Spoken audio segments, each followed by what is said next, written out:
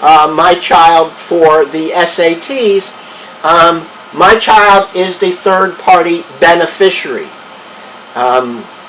So there's consideration passing from me to the tutorer, that is money. From the tutorer to me, that is the benefit that I'm receiving in my son or daughter getting tutored.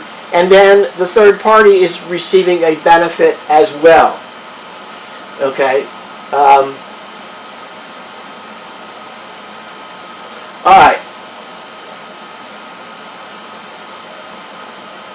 So the transfer of contractual rights is an assignment. The transfer of duties is a delegation. We said all that. And this occurs after the original contract is formed. You'll see this oftentimes when you buy a car. You'll sign a finance agreement, and you'll sign it with the car dealer, but oftentimes the car dealer will assign it to a bank or some other financial institution. The party that's assigning the rights is called the assignor, and the party receiving the rights is the assignee. When the rights under the contract are assigned unconditionally, the rights that the assigner had are extinguished. The assigner no longer has those rights. The third party, the assignee, then has the right to demand performance from the other original party to the contract. The assignee obtains only those rights that the assigner originally had. Most rights can be assigned except for these. Where it's prohibited by statute, where the contract is personal. So for example, if two people enter into a contract where one is going to cut and style the other person's hair, generally that is not assignable, because when you want somebody to cut your hair, it's kind of personal. You want the person that you know does a certain kind of job. You don't want them assigning it to somebody who may not do as good a quality of work.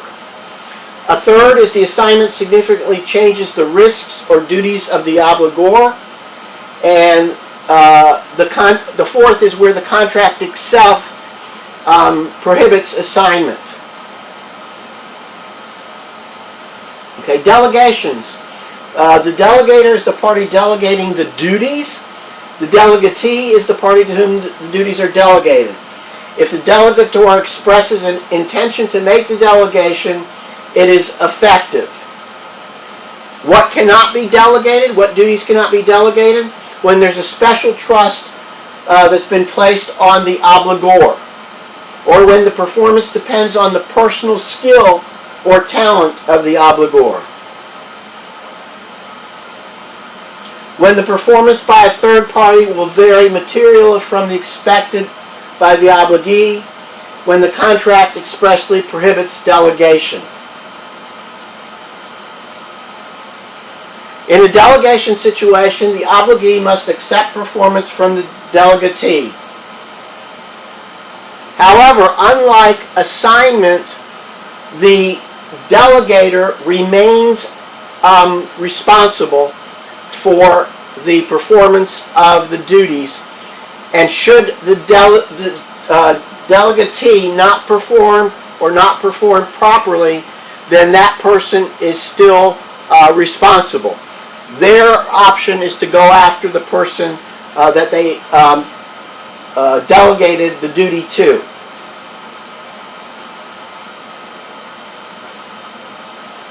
Okay, so as we said with third-party beneficiaries, the third party is not an assignee or a delegatee, but a beneficiary. That beneficiary can be either intended or unintended.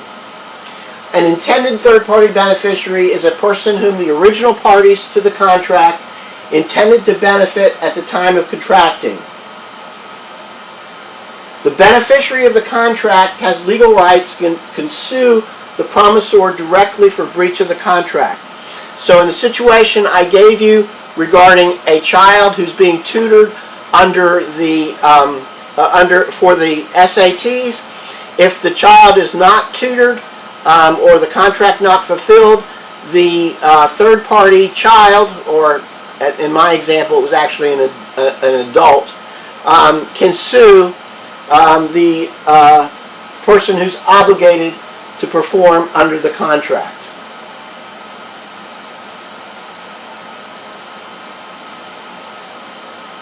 And so a third-party beneficiary is the third party who benefits from the performance of a contract, but whose benefit was not the reason the contract was formed. With an unintentional beneficiary, it's somebody who was incidental, that is, they benefited only incidentally to the contract. And in that situation, they do not have the right to sue the original obligor.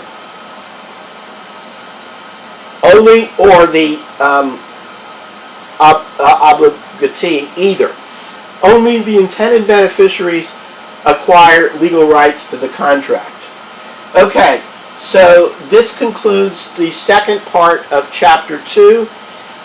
Your magic word for this chapter, or this lecture, is going to be what? What shall we make it? We'll call it capacity. Okay? Capacity is the word. And I will see you at the next lecture. Remember, if you have any questions, please email them to me. And one final statement, which I'm also going to put in an announcement. Okay? Because of the change in circumstances, you can also use the email in D2L as well as the email at University of North Georgia.